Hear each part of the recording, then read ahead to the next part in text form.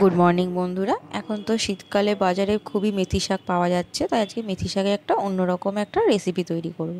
তার জন্য নিয়েছি কাজু বাদাম, কিছু চীনা বাদাম, দুটো কাঁচা লঙ্কা, একটু সাদা তিল, টমেটো কুচি, কিছু রসুন কুচি, একটু পেঁয়াজ কুচি আর একটু কটা গোটা রসুন।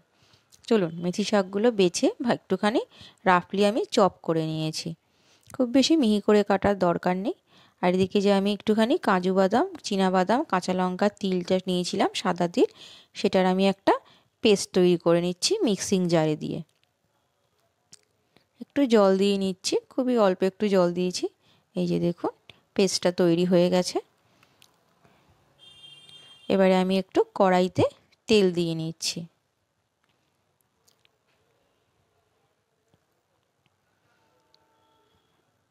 এখানে একটু তেলটা একটু বেশি দিয়েছি, যেহেতু এটা সম্পূর্ণ তেলেই রান্না হবে। একটুখানি জিরে ফোড়ন দিচ্ছি। যেই জিরেটা ফোড়ন দিয়ে দিয়েছি, এবারে আমি চপ করে রাখা একটুখানি যে রসুনগুলো গোটা গোটা, সেইগুলো আমি একটুখানি ওর মধ্যে দিয়ে মেথি শাকগুলো একটু ভেজে নিচ্ছি তেলের মধ্যে।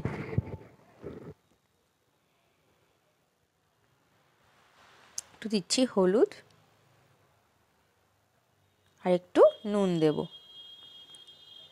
অল্প একটু নুন দেবো, কারণ মেথি শাকটা কিন্তু ভাজা হয়ে গেলে একদমই অল্প হয়ে যাবে। একটুখানি তেলে হাই ফ্লেমে একটুখানি জাস্ট একটু ভেজে নেব, 1 মিনিট মতন ভাজলেই হয়ে যাবে। আমি একটু এখানে চিনি দিচ্ছি, কারণ মেথি শাক যেহেতু একটু তিতকুটে হয়, এখানে চিনিটা দিচ্ছি এই কারণেই যাতে একটু মেথি শাকের এই তিতকুটে ভাবটা কেটে যায়। আর চিনিটা দিলে শাকের যে কালারটা সেটা কিন্তু অনেকটা বজায় থাকে, শাকটা কালো হয়ে যাবে না, সবুজ রঙটা বজায় থাকবে। চলুন নামিয়ে নিলাম। আমাদের শাকটা ভাজা হয়ে গেছে। এবার আমি ওই কড়াইতেই আবার একটুখানি তেল দিয়ে নিচ্ছি, অল্প একটু করে তেল দিয়েছি। এবারে আরেকটু সাদা জিরে ফোড়ন দিয়ে একটুখানি কাঁচা লঙ্কা দিচ্ছি, দুটো কাঁচা লঙ্কা আমি 2-3টে এর মধ্যে দিয়ে দিচ্ছি। এবারে আমি যে কুচিয়ে রাখা রসুন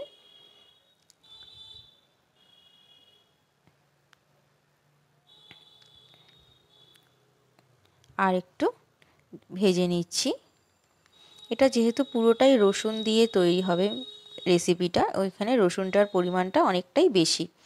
এবারে কুচিয়ে রাখা আমি পেঁয়াজ আর টমেটোগুলো আমি এর মধ্যে দিয়ে দিচ্ছি, দিয়ে এবার আমি এটাকে ভালো করে কষতে থাকবো যতক্ষণ না পেঁয়াজ আর টমেটোগুলো একটুখানি নরম না হয়ে আসে।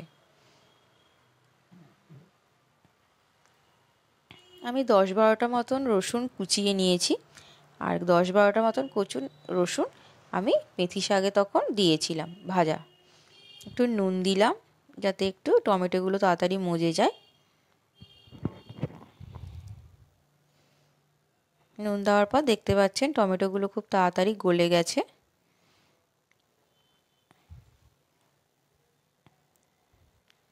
কি সুন্দর করে দেখুন কালারটা লাগছে। আমি এবারে দিচ্ছি একটুখানি ধনে গুঁড়ো আর একটুখানি কাশ্মীরি লঙ্কার গুঁড়ো দিচ্ছি কালারের জন্য। যেহেতু আমার দুটো কাঁচা লঙ্কা আমি পেস্টে দিয়েছিলাম আর দুটো কাঁচা লঙ্কা আমি ফোড়ন দিয়েছি, খুব বেশি ঝাল এটা হবে না, একটু মিষ্টি মিষ্টি হবে। পরোটা, নান এগুলোর সাথে এইটা খুব খেতে ভালো লাগে। আর মেথি শাকের একটা হালকা ফ্লেভারও খুব সুন্দর, আর রসুনের সাথে একজন মিলেমিশে একাকার হয়ে যায়।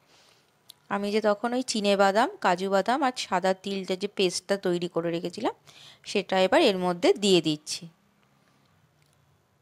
এই সময় গ্যাসের ফ্লেমটা একদম লো করে দেবো, কারণ যেহেতু এটা বাদাম দেওয়া আছে খুব তাড়াতাড়ি এটা কিন্তু কড়াইতে লেগে যেতে পারে। দেখতেই পাচ্ছেন কড়াইতে প্রায় লেগে লেগে আসছে। একটু ভালো করে আমি ওই মশলাটার সাথে একটা ভালো করে কষিয়ে নিচ্ছি। এবারে আমি যে মিক্সিং জারটার মধ্যে করেছিলাম সেই জারটা আমি একটু জল দিয়ে ধুয়ে এর মধ্যে দিয়ে দিচ্ছি, যাতে একদম কড়াইতে লেগে মশলাটা যাতে পুড়ে না যায় এবং স্বাদটা যাতে পাল্টে না যায়। এবারে এটাকে অল্প আছে খুবই আস্তে আস্তে ফোটাতে দিতে হবে, যাতে এখান থেকে এবার আস্তে আস্তে তেল ছাড়ে। কিন্তু বারে বারে একটু খুন্তি দিয়ে এটাকে নাড়তে হবে, যেহেতু বাদামের দাওয়া, সেই জন্য লেগে যাওয়ার কিন্তু ভয় থেকেই থাকে। আমি এখানে একটু চিনি দিচ্ছি, আমি 2 চামচ মতন চিনি দিয়েছি। বললাম যেহেতু এটা একটু মিষ্টি মিষ্টি খেতে হবে, সেই জন্য একটু মিষ্টি দিয়েছি। তবে যে যার স্বাদটা যে যার নিজেদের মতন। দেখতেই পাচ্ছেন নাড়তে নাড়তে প্রায় জলটা শুকিয়ে এসছে এবং মশলাটা প্রায় কষা থেকে তেল বেরোতে শুরু করেছে।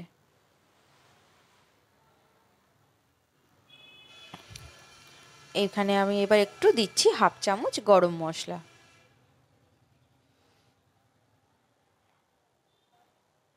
এবার এটাকে ভালো করে নেড়ে আমি যে মেথি শাকটা রসুন দিয়ে ভেজে রেখেছিলাম সেইটা আমি দিয়ে দিচ্ছি।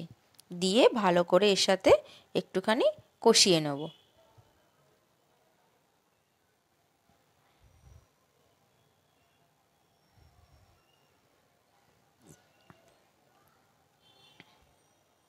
খুবই তাড়াতাড়ি এটাকে কষাতে হবে, কারণ দেখতেই পাচ্ছেন নিচে খুবই লেগে যাচ্ছে। এবারে অল্প একটুখানি জল দিচ্ছি।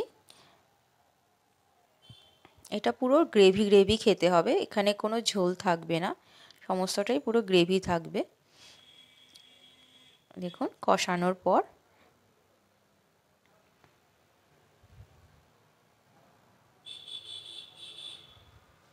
এবারে আমি এটা একটুখানি বাটার দিচ্ছি। যেহেতু এটা একটা পাঞ্জাবি স্টাইল এবং ধাবা স্টাইলের একটা রান্না রেসিপি, যার জন্য এখানে একটু বাটার দিচ্ছি। নামানোর আগে একটুখানি বাটার দিয়ে নিচ্ছি। আমাদের তৈরি হয়ে গেছে রসুন মেথি। এবারে আমি একটা সার্ভিং বোল নিয়েছি।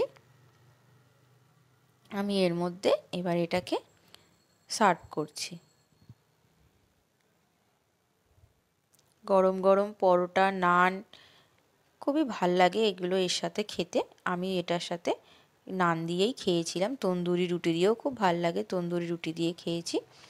আমি এবার ওপর থেকে একটু বাটার দিয়ে এবার এটাকে সার্ভ করব আমরা তন্দুরি রুটির সাথে। তৈরি হয়ে গেল তাহলে আমাদের রসুন মেথি। আপনারা অবশ্যই এই রেসিপিটি করে দেখবেন, অসাধারণ একটি খেতে লাগে। তাহলে বন্ধুরা, আমার এই রেসিপিটির ব্লগ আজকে এখানেই শেষ করছি। আপনারা ভালো থাকবেন, সুস্থ থাকবেন।